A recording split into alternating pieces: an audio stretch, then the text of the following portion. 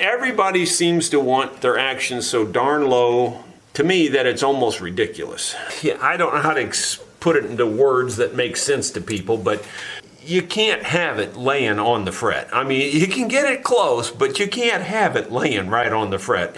You can't get your string that low to your fret and expect it not to buzz, you know? So anyway, my point is you can only go so low.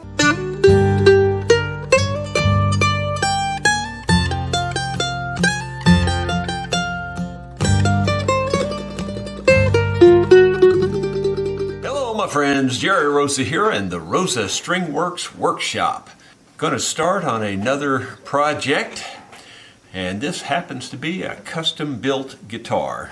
And it's a really pretty, very nice guitar. I'm going to read you the customer's letter, and then I'll show you the guitar. This is from James Wooney. I'm not sure where James is from. It doesn't say on here. I'm sure we have it on file, but I don't see it in the email here. He says, "Hi, my name is Jim. I built this guitar about 25 years ago. It was built using custom bent parts from Martin Guitar, some parts from Luthier's Mercantile, and a lot of abalone and from a place called Pearl Works. It's bound in ebony and abalone and some thin maple strips for accent. It always sounded great, but the action is high, and I'm not sure I ever really got the neck angle correct. I've tried adjusting the truss rod, but that really doesn't seem to help."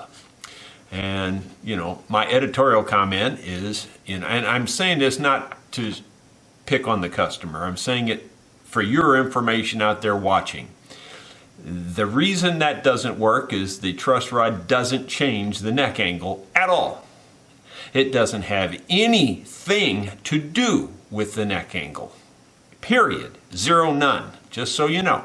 I just want to be clear about that because I can't say that enough. I've said it a billion times in my videos over the years. The truss rod only affects the underbow in the fretboard. The fretboard, you know, this natural pull of the strings pulls underbow into the neck and fingerboard. The truss rod just straightens that out. That's all it does. Now, you could think of that as pulling the neck down, but it doesn't. It just pulls the underbow out of the middle here. It just straightens it out like that. And sure, it affects your action and all that, but just, you know, I don't want to get off on my high horse here, but I just want to be very clear because I don't want to mislead someone just because of this letter that I'm reading. So you do not adjust your truss rod thinking you're going to change your neck angle. It typically won't affect your string height that much at the 12th fret. It will affect it more in the middle here than it will back here. It's for adjusting or controlling what is referred to as relief. In other words, a slight underbow is fine. You just don't want much underbow at all. Okay. Back to the letter. Yeah, so he says, you know, he's tried adjusting the truss rod, doesn't really seem to help the neck angle. Maybe I'm afraid to adjust it enough. And again, there's another critical factor. You want to be very careful about adjusting the truss rod too much. You will break your truss rod. Truss rods are just a piece of steel that's so long, and you can only tighten them so much. And once you tighten them to a certain point, they're going to break. I've watched a lot of your videos and almost got up a nerve to do a neck reset, but I'm not sure about removing the fingerboard because this one has a lot of separate inlay pieces. I'm paraphrasing, and he says the binding, and I'm afraid some of that's going to come apart, and you know, if I heat it up and take it apart like that. And he's probably right to be concerned about that in this case, and I'll show you in a minute. I was wondering if this might be a good candidate to send to you for appraisal and repairing to fix the setup. Well, and it just goes on, and it, you know, he's had it. He's apparently this email was written back in March. The guitar arrived here. It looks like May 3rd. So anyway, here's what it looks like. It's a beauty. It's really a nice looking guitar. Give you a long look at the peg head there, and nice long look at the fretboard, fingerboard, and you can see the abalone shell up the edges of the fingerboard. That's the big concern, because when you start, pulling that up, you're going to be bending this to pull it up, and that bending will, chip out a lot of that abalone, or could make it come loose and pop out of there. It's got a lot of beautiful inlay here on the body. Around the sound hole, you can see the bridge is really nice looking. Very nice piece of wood in the top. And then the sides look to be a curly type maple. That's what it appears to be. And the back is a curly maple as well. And I'm just saying that that's what it is. That's what it looks like it is. I've seen a lot of curly maple, so that's what I'd say it is. And you can see a very nice decorative strip down the back with the abalone shell as well. He did a really nice job. I see nothing wrong with his workmanship. It's incredibly fine, actually. Very good. I'm sure he has Martin and Taylor living in fear he's going to be discovered. No, it's a very nice guitar. I am not making fun of it. It's very nice.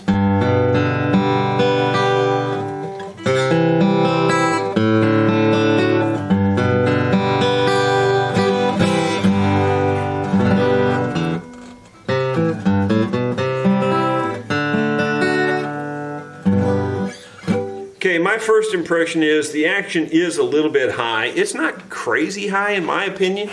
Everybody seems to want their action so darn low, to me, that it's almost ridiculous. I don't know how to put it into words that make sense to people, but you can't have it laying on the fret. I mean, you can get it close, but you can't have it laying right on the fret and expect for these strings. I mean, look, maybe you can see, maybe it'll show up, of how much that string vibrates. Look at how much width there is in that vibration. That's a lot,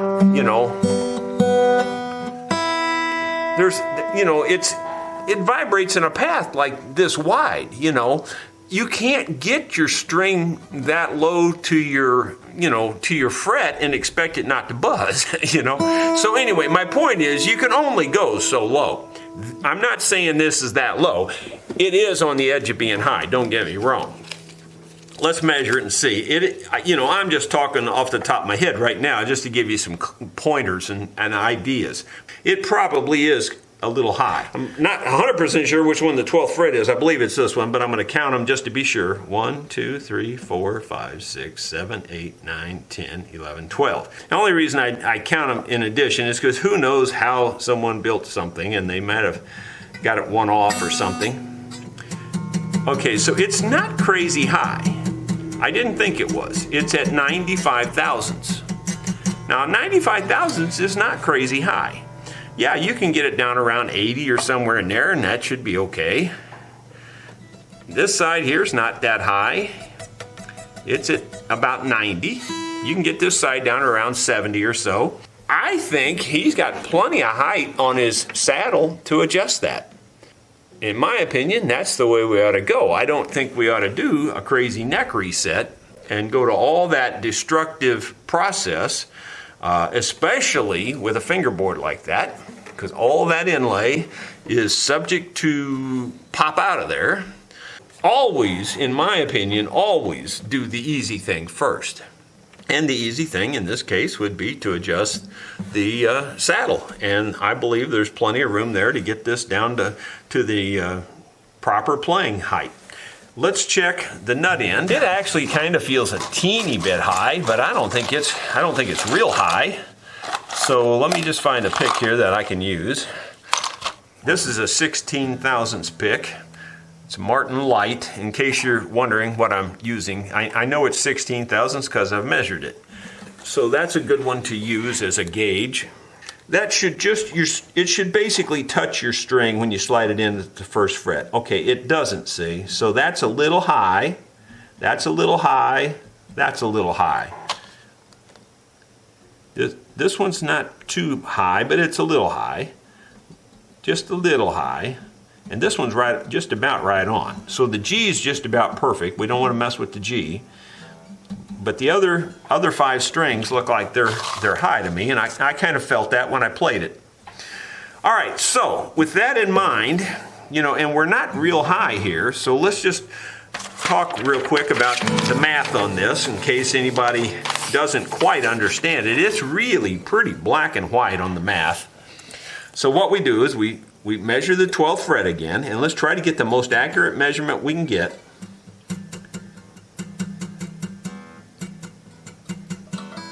I'm gonna go ahead and call it 100 thousandths. So it's a little higher than I thought, but it's not much. I could make a case that it's even 110 thousandths. So let's just call it 105 thousandths to be safe. So 105 thousandths is where we're at, and this is on the bass. I'm going to call that the BE, the bass E side. Let's check this one, and let's get a good accurate measurement here, as accurate as we can get. I'm going to call that one 90 thousandths.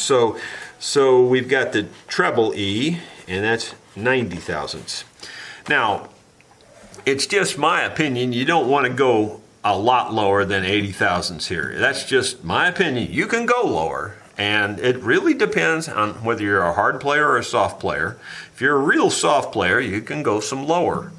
I don't know how this guy plays. I need to ask him actually. But I'm going to assume we want to take this down to 80 thousandths. So what we do is we take our 80 thousandths, we put it there. So we got 105 and we got 80. We subtract that off and we get 25 thousandths difference. We have to double that. So we have to take off 50 thousandths of an inch back at the saddle. So 50 thousandths, we got to double that difference. In other words, whatever the difference is here of what we have and what we want, we have to double that for back here. So there's a 50 thousandths difference back there. Okay, for the 90, I'd say let's try to go to 70. So obviously that's a 20 thousandths difference, and that means we'd have to take off 40 thousandths back here at the saddle. I do think by looking at that saddle, all of that is doable.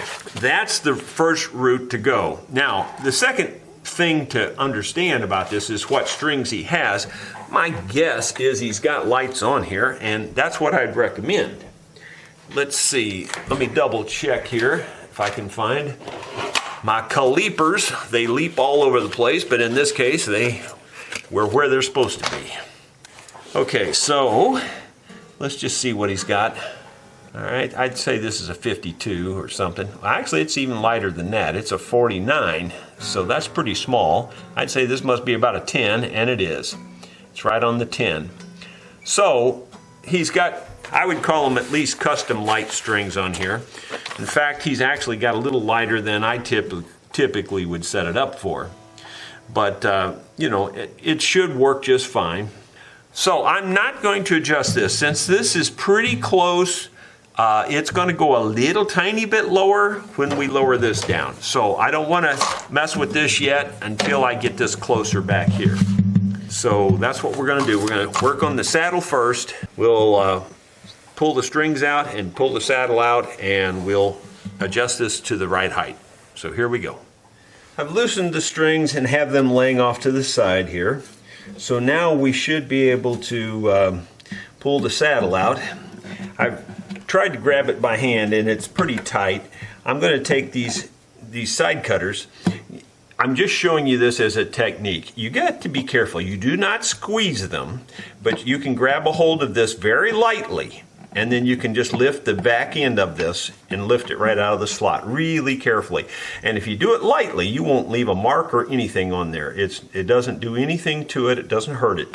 Now, what I was wanting to do, what I always do is take the saddle and put it back in there and see if it's the same all the way across, because you'll be surprised. Sometimes the slots are way wider at one end than they are at the other. This one feels fairly consistent, so that's a good thing. So this saddle, and it's made out of bone, or it appears to be, so to me this is a reasonable quality, and I don't see any reason to change it. So the first thing we need to do is to mark it so that we know how much to take off of it. Now I said we want to take 50 thousandths off the base side, which is this side, and 40 off of this side. You've seen me do this before, I'm sure, but I take just a black Sharpie and mark it right down here low like this. Just, down where that won't be seen because it'll be down in the slot. Mark it like that. Then I set my calipers. I make sure my calipers are zeroed out real good because that's very important. Make sure there's no dirt on them. So it's perfectly on zero. I pull this up to 40 because that's the first one we're coming to.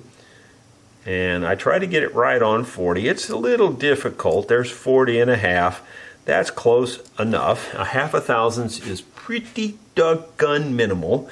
Now I'm going to rake this tip across there, and it makes a real fine line. And hopefully you can see the fine line there. Hopefully it'll focus.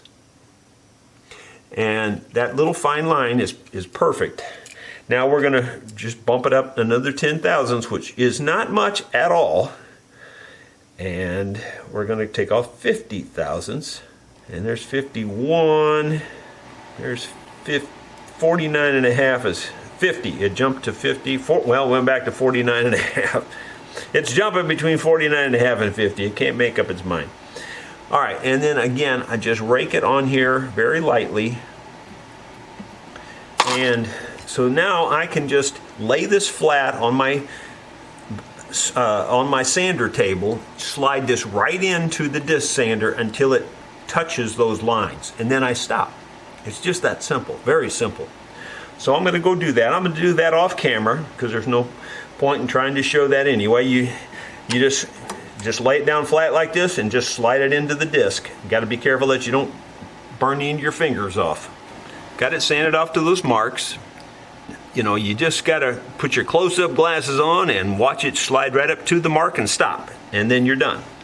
And that's all you need to do. Now we'll bring it back over here and put it back in this. Now, because it is a little low now, it's not crazy low. I've seen them much, much lower. But because it's low, I'm probably going to take and knock a little bit of the front of the corner of these holes off. Just enough to give the string the idea that it needs to bend quicker. I can take this little round cornered rat file here and just lightly do it like this.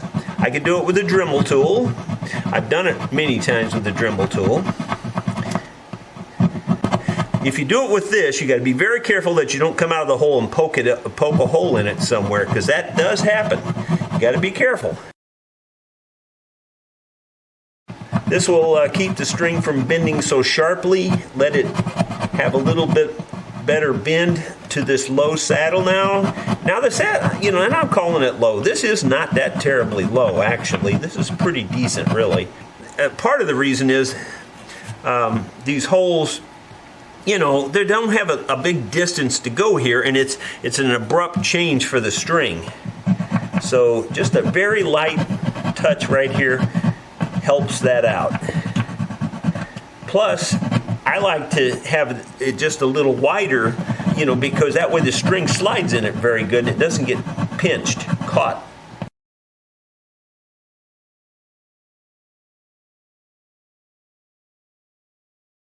That looks real good. No one will ever really even notice it, especially once your strings are in there. The next thing I'm going to do, you've seen me do many times, I'm going to file off the corners of these. These have been slightly filed already, but I'm going to file them just a little bit more. I really don't have a good setup here to do this on camera at the moment. I could get something, but it doesn't take that much filing, really. Get a different file. That one there doesn't cut this stuff very well. This will file it a little better. And people ask me why I do that. That keeps the end of the ball from sitting there. It has to slide off when you do this. So in other words, when you put this down in the deal, the string, this will go past the ball like that. In other words, it won't sit on the end. Well, let me get one that's not filed, I think. If you push this up, the ball can actually sit on the end of there, like that.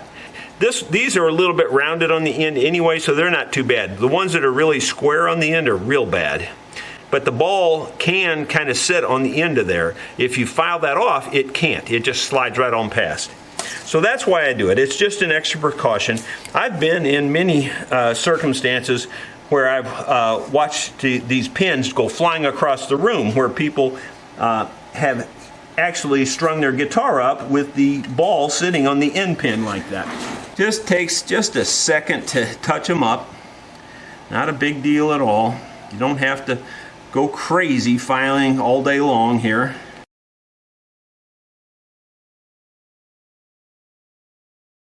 I always keep the pins in the same hole too, by the way. That way you don't have any question. Sometimes the big E kind of is set into the pin, and it just works better if you just keep the pins in the same place. So I always do that, just out of habit more than anything. Not to mention that this just holder like that, you don't lose your pins as easy. Okay, well, we'll take one string at a time and put them back in there. And let me just demonstrate just the proper way to put these down in the hole. You slide that down in the hole where it's just below the top. You slide this on past, and as you're sliding it past, you should be pulling up on this string. So that way that ball is underneath the bridge plate. It's up tight against the bridge plate. Then you put the pin in all the way, and you're good to go. I'm not going to file the nut end yet because we don't know how much we've affected it. We know it was a little high, so we know that this will do good things up there too, but it won't affect it very much. But it will affect it. We'll get all the strings back on it using that same method. I didn't see any point in changing the strings on this. When you're doing setup work, you're better off just leaving the strings that are on there. You know, you go up and down so much, there's a chance you'll break a new string, so you might as well just, if you're going to break one, you might as well break an old one. Okay, all the strings are on it. I'll tune it up and I'll let you see where we're at. Okay, we got the strings lowered. It seems to play okay.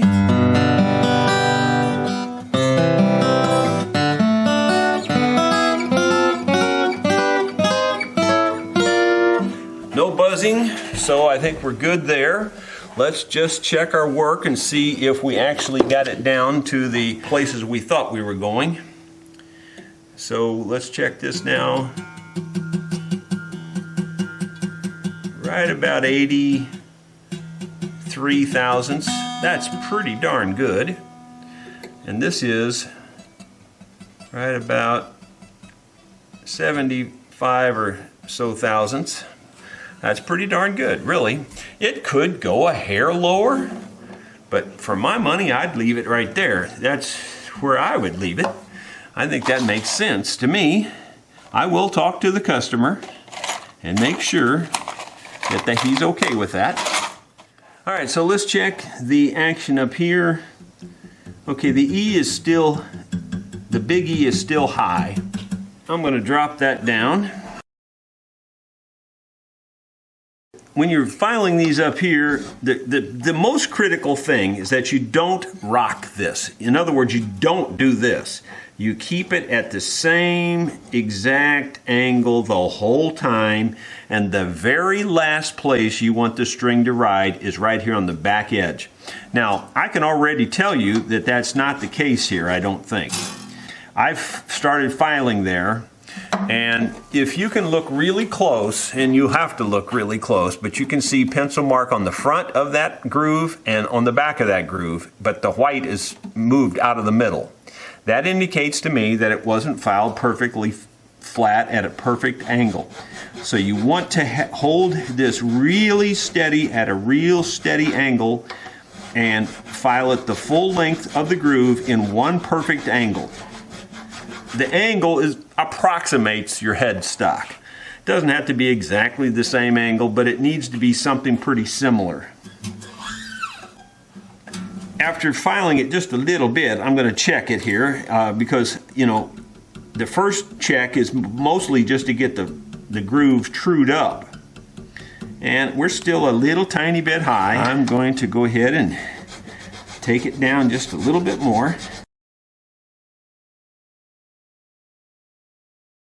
As much as I can, I really try to make sure that angle stays the same all the way, the whole time I'm filing.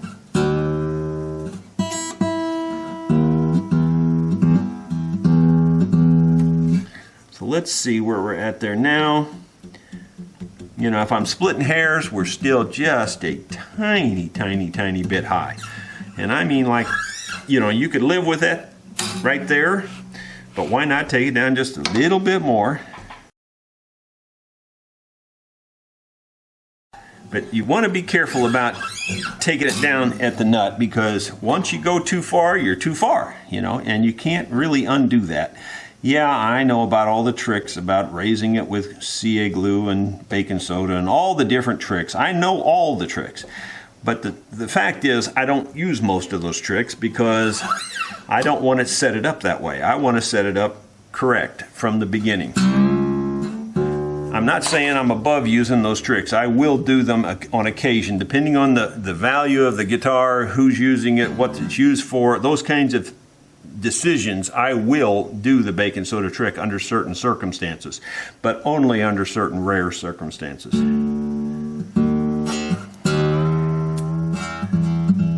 Okay, it's back up to pitch. You're better off checking your action like this, especially at the first fret with everything at pitch. Okay, it's still, I mean, like, it's really right at 16 thousandths. I mean, it's not, the string doesn't even go down when I press it, but yet the string moves freely. I mean, I don't even see it going down. So it's right on the money. This one's a little high still, not real high. First thing I'll do on that one, because I already knew what the first one was, check the gauge on this string so I get the proper file. I always like to use a file that's bigger than the string.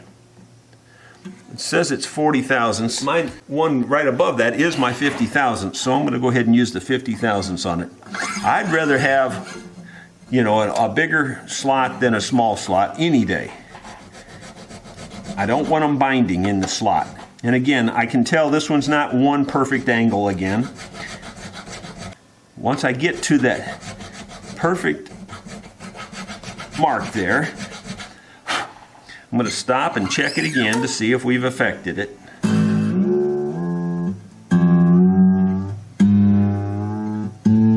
Ever so slightly high, and when I say ever so slightly, I really do mean ever so slightly. Probably just a couple of thousandths of an inch. I'm going to just try to peel off a little tiny bit.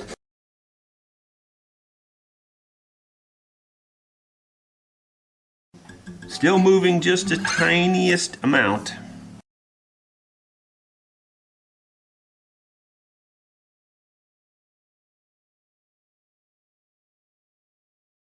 That ought to be right on the money there. Exactly. Perfect. It doesn't raise the string when I slide it in. You can see it's going in and out, no problem. Or I think you can. Let me just zoom you down here where you can see it a little bit better. So you can see that the pick goes under there, no problem, but also the string is not really dropping when I press on it. And again, that's a 16 thousandths. And some people say, that's a lot. Look how thin that pick is. It's hardly thicker than a sheet of paper.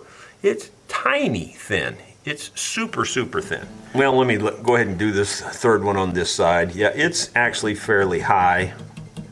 Let me check the gauge on it. The gauge on it is 29 thousandths. So roughly a 30 thousandths would be fine. I've got a 28 and I've got a 35. I would much prefer to make it bigger than smaller. So I'm going to go with the 35. And to your eye, when you look at these, the slots don't look wider than the strings, even though I'm using a wider file. I mean, it doesn't make any difference. But the difference it makes is that it doesn't bind the string, and you don't want it bound. This one was a little bit high, so I'm going to go ahead and knock a little bit off it here. And by the way, while I'm thinking of it, I'm going to go ahead and put pencil lead back in this other one. I didn't do that yet. So I'll get the lead down in this one. I always like to put pencil lead on the wound strings. The steel strings, it really doesn't make much difference, but the wound strings, it makes them slide a little easier.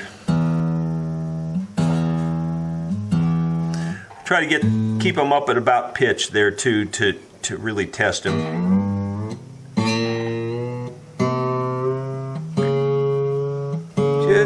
a little bit, just a tiniest amount. So we'll take just a little bit more off. I think we're right there. Yeah, I don't think there's... it moves a teeniest amount, but it's not even worth going again because you get them too low and then you got a problem. All right, this one, the G, I don't think it needs anything. It's right on the money. It really is. The pick slides under it without lifting it, but you don't see it move when you press down. So when it ain't broke, don't fix it. Okay, this one, it's just about the same actually. Let me check it again. Boy, it's really close enough. I'm not going to mess with that one either. This one's still got some movement here. So we'll take this one down.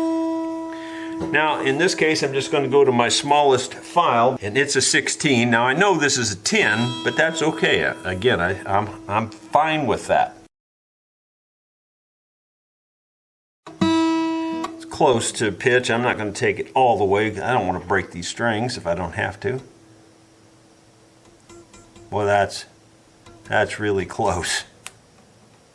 I mean, you know, if you were splitting hairs, it's moving, but just so minor amount that it's not worth doing it again.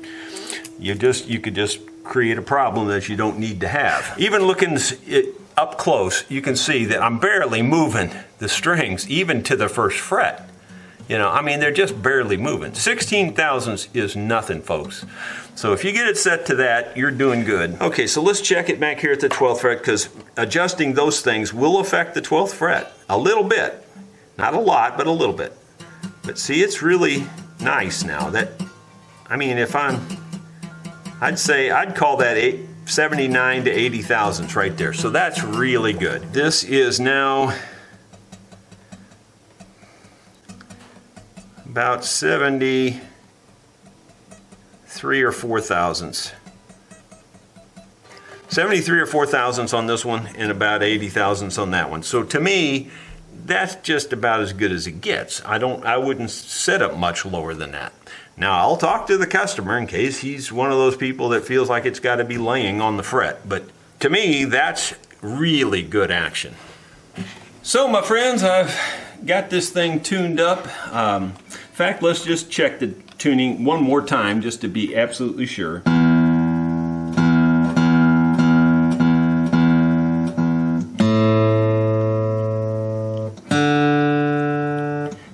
It's solid on the tuner.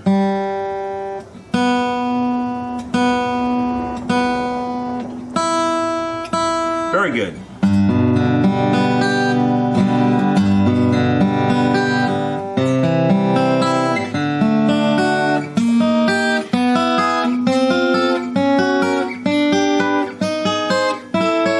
Now, I did not do a fret job on this.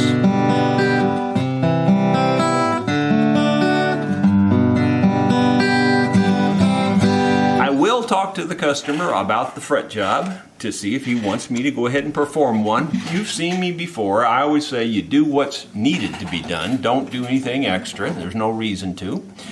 For my money, everything looks good. I don't see a problem anywhere. The action looks real good to me. If I were the customer, I'd be real satisfied with that. But then again, every customer is different. So for right now, folks, I'm going to call this video done. If you see any more after this, you'll know I talked to the customer and he changed my mind. I hope you've enjoyed how I set this up. I think it turned out wonderful. To me, anytime you can do the easy thing and get the action just near perfect, then you've done your job, you know. Taking the neck out of a guitar, taking the fretboard off a guitar, especially one this delicate and you know, decorative, it's not a good idea unless you just absolutely have to, you know. So I hope you've enjoyed this, and I hope you saw a different way to fix a neck angle problem there by just lowering that saddle down and lowering that nut down. We've got it working real well. Thanks for watching.